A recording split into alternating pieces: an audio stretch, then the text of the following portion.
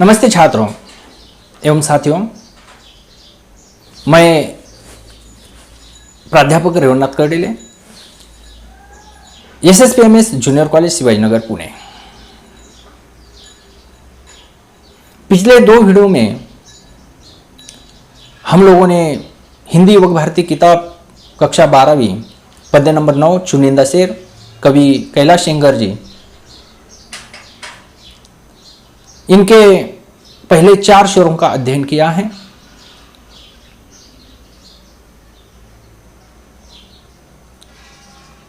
अब आज की इस वीडियो में हम लोग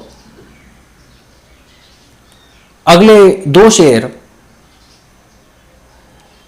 नंबर 5 और 6 इन 2 शेरों का अध्ययन करेंगे।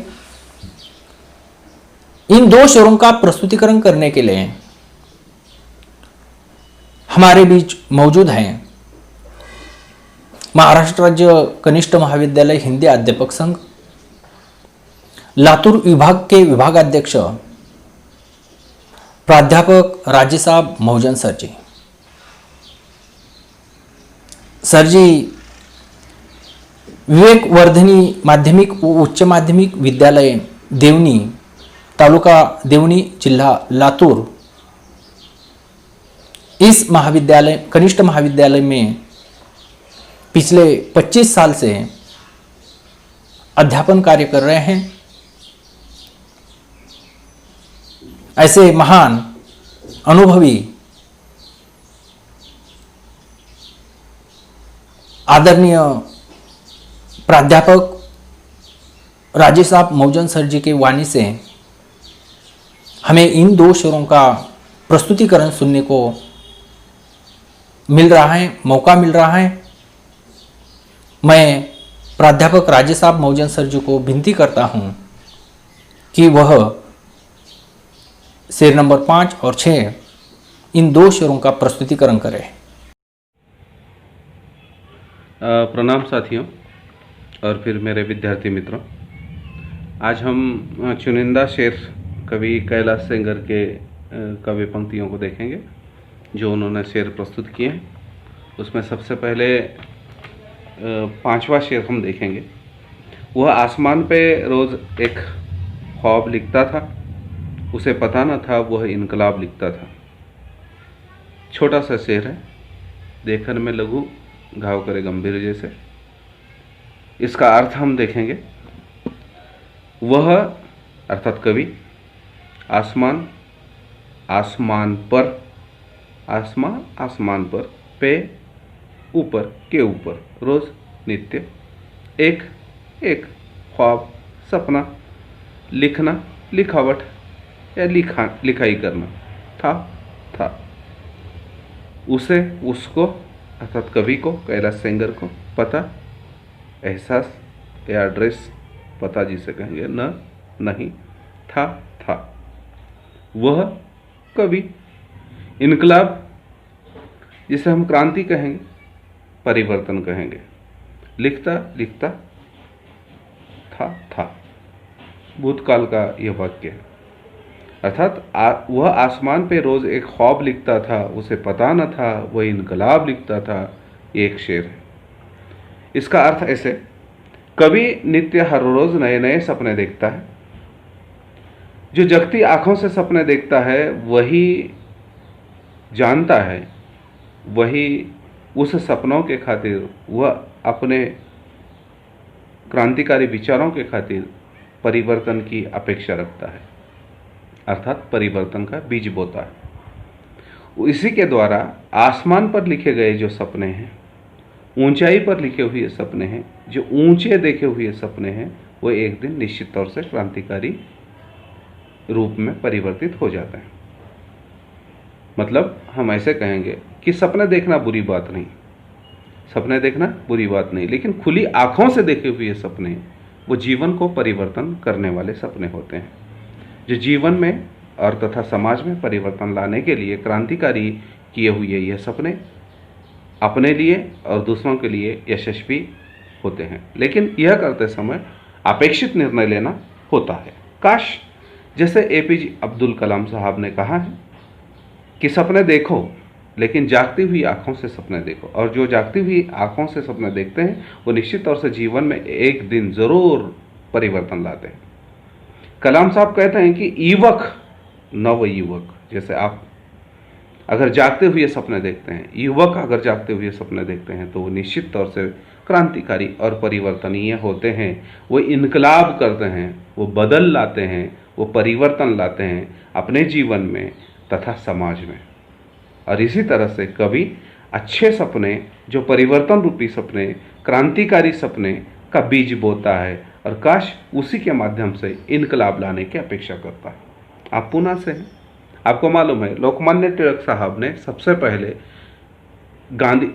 पहले गणेश मूर्ति की स्थापना की और उन्होंने गणेश स्थापना कर उसी के माध्यम से लोगों को इकट्ठा कर अपने क्रांतिकारी विचारों को प्रस्तुत किया। और फिर आगे चलकर गणेश उत्सव के माध्यम से उन्होंने बहुत सारे कुछ क्रांतिकारी विचारों को के साथ समाज में परिवर्तन किया। अंग्रेज़ों के खिलाफ एक हथियार लोगों को जोड़कर बनाया। और उसी तरह से कवि कैलाश सेंगर इस चुनिंदा शेर के माध्यम से, इस 5वें शेर में यही चाहता है कि हम नित्य सपने देखें, रोज सपने देखें। लेकिन सपने देखते समय कहा जाता है कि हमारी 2 तरह की बुद्धियां होती हैं, एक सचेत बुद्धि, एक अचेत बुद्धि। सचेत जो जागते हुए हमारी कार्य करती है और अचेत सोते हुए काम करती है। लेकिन सचेत बुद्धि दिन भर हमें कार्यकल्पकता करने के लिए प्रवृत्त करती है और हम इस तरह से यह काम करें यह अपेक्षा रखती है। जो हम दिन भर सोचते हैं, जो करते हैं, जो हमारी इच्छाएं होती हैं, जो आकांक्षा होती हैं, उसी के तहत प्रयत्न कर कर जो सफलता प्राप्त होती है उसे हम सचेत बुद्धि के कार्यकल्पकता से किया हुआ कार्य कहेंगे। अब अचेत बुद्धि, जो दिन भर हमने काम किया वह कहीं एक हार्ड डिस्क में अर्थात हमारी ब्रेन में कहीं स्टॉक होता है। कहा जाता है कि मनुष्य का ब्रेन 300 साल तक वो काम कर सकता है। 3000 जीबी से भी ज़्यादा वो संकलित करने की स्टोरेज क्षमता रखता है। लेकिन जब हम सोते हैं रात में तो वह अचेत बुद्धि काम करती है और दिन भर जो कुछ सोचा वह सब कुछ बाहर निकालती है। और उसी को नींद में हम आँखों के सामने जैसे कि यह सब कुछ देखते हैं, दृष्टिक्षेप आता है, वह सपना होता है। लेकिन आंखें बंद होकर देखे हुए सपने, ये हम जो चाहते हैं वह उस तरह के सपने आते हैं। लेकिन खुली आंखों से देखे हुए सपने ये हमें और हमारे जीवन को यशस्वी और परिवर्तन करने लायक के सपने होते हैं। और इसीलिए कवि कहता है कि वो आसमान पे रोज एक ख्वाब लिखता था आसमान पे, ऊंचाई पर। जो ऊंचा सोचता है स्वाभाविक तौर से वो ऊंचा ही पहुंचता है। जैसे अंबानी परिवार को अगर देखेंगे तो अंबानी परिवार के मुख्य उनके पिताश्री धीरूभाई अंबानी, अनिल अंबानी के पिताश्री धीरूभाई अंबानी एक सामान्य टीचर थे जिन्होंने रिलायंस की स्थापना की और आज पूरे विश्व में उसका दबदबा है। और उसी तरह से सपने देखे तो इस तरह के सपने देखे, सपने देखे तो इस तरह के सपने देखे। मैं समझता हूँ कि आपको यह शेर अपेक्षित तौर से समझ में आया होगा। जो 6ठा शेर है कंटिन्यू करता हूँ आपके सम्मुख। हंसी से अपने आंसू को छुपाकर देखो, नया मुखौटा ये चेहरे पे लगा कर देखो। उसका शब्दशः अर्थ इस तरह से, हंसी मतलब हंसना, से द्वारा, अपने आया अपनी, आंसुओं नेत्रों से निकलने वाला जल, नेत्रजल जो दुख के कारण निकलता है जिसे हम आंसू कहेंगे, को छुपाकर, छुपाना,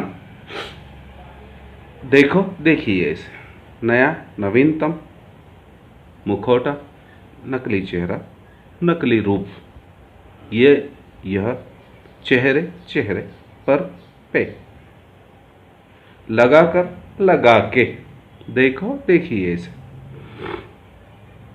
उसका कवि का जो मूल अर्थभाव है क्या है वो देखेंगे।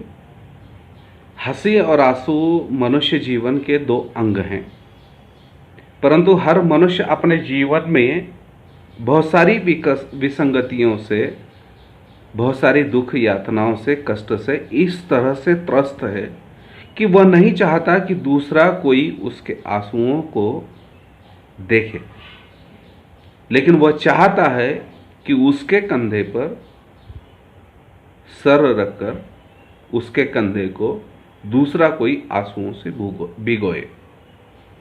अगर ऐसा होता है तो कवि को अच्छा लगता है, अर्थात वो दूसरों के दुख को सुनने और सहन करने की क्षमता रखता है।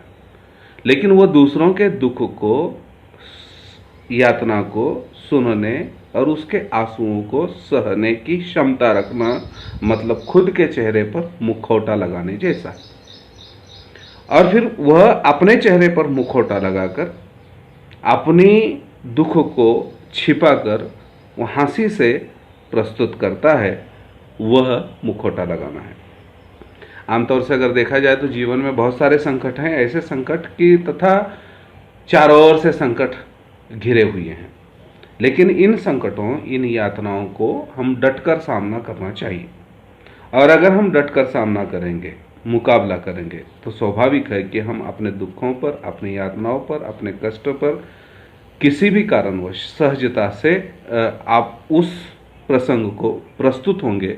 और अगर ऐसा हम प्रस्तुत होंगे तो स्वाभाविक तौर से एक दूसरे जो पीड़ित लोग हैं, जो यातनाप्रद लोग हैं, उसको हम सहारा देंगे। और जो सहारा देने की क्षमता रखता है वो सहारा देना चाहता है, लेकिन हाँ सच है कि वह किसी का मजाक का पात्र नहीं बनना चाहता, क्योंकि वह अपने चेहरे पर मुखौटा लगाया हुआ है, अपने दुख को छिपाया हुआ है, अपने यातनाओं को छिपा हुआ है। भला हमें चाहे जितना भी कष्ट हो वह हम कष्ट कर लेंगे, वह हम कष्ट कर लेंगे, लेकिन सुख के भाव से दूसरों के सम्मुख प्रस्तुत होंगे। और हम किसी के सामने अपने कोई भी गिली शिकवा नहीं करेंगे। अर्थात धर्मेंद्र जी का एक गाना है, देखो, हिंदी, मुझे कुछ याद नहीं किस फिल्म का, लेकिन नकली चेहरा छिपा रहे, असली चेहरा सामने आए। इस गीत की पंक्तियों से वही प्रतीत होता है कि आदमी अपने दुख को छिपाता है और दूसरों के दुख को देखकर स्वयं सहने की क्षमता रखना ये अपेक्षित है। हम ऐसे कहेंगे कि यातनाओं से भरा हुआ हमारा जीवन है, कष्ट से भरा हुआ हमारा जीवन है, और इन यातना और कष्ट को सहते हुए हम जीवन में सफल और यशस्वी होना चाहिए, ऐसा ही कवि कहते हैं। और स्वाभाविक तौर से किसी के भी जीवन में केवल सुख है ऐसे नहीं, किसी के भी जीवन में दुख है ऐसे नहीं। संसार का पूरा सुख और पूरा दुख एक जगह अगर किया जाए तो मैं ऐसे कहूँगा कि सबसे अधिक दुख ही होगा, सुख कम होगा। और अगर वो संसार का पूरा दुख सभी को बांट दिया जाए और दुख अगर बांट दिया जाए तो जीवन में सुख की अपेक्षा दुख ही अधिक आ जाएगा। और आज यह चुनिंदा शेर की जो छठी पंक्तियां हैं, अर्थात छठा जो शेर है, यह समाप्त होता है। और फिर मैं ऐसे कहूँगा कि इस पर जो हमें प्रश्न पूछे जाते हैं वो इस तरह से कि कृति पूर्ण कीजिए। उदाहरण तौर पर मैं ऐसे कहूँगा कि समानार्थी शब्द लिखिए, विरुद्धार्थी शब्द लिखिए। अब समानार्थी शब्द के जैसे उदाहरण मैं आपको बताता हूँ। देखो, हंसी समानार्थी शब्द है हंसना, मुखौटा का मतलब है नकली चेहरा, ख्वाब का मतलब है सपना, जैसे इनकलाब का दूसरा अर्थ है जैसे क्रांति। और विरुद्धार्थी अगर शब्द लिखना है तो छिपाना, दिखाना, नया विरुद्ध पुराना, ऐसे हम उसके उत्तर को लिख सकेंगे। आपने मुझे शांत रूप से सुना, यह मैं अपना सौभाग्य समझता हूँ। और मैं आपको यह चुनिंदा शेर कभी कैलाश जी सेंगर कि यह दोनों शेर आपको समझ में आए ऐसे समझता हूँ। धन्यवाद, थैंक यू, जय हिंद, जय हिंद। धन्यवाद प्राध्यापक राजेश साहब मौजन सर जी, आपने बहुत ही बढ़िया ढंग से इन दो शेरों का प्रस्तुतिकरण किया है। आशा करता हूं कि आप सभी लोगों को ये दो शेर समझ में आ गए होंगे। मिलते हैं अगले वीडियो में अगले दो शेरों के साथ और महाराष्ट्र के और एक अनुभवी अध्यापक के साथ। तब तक के लिए धन्यवाद।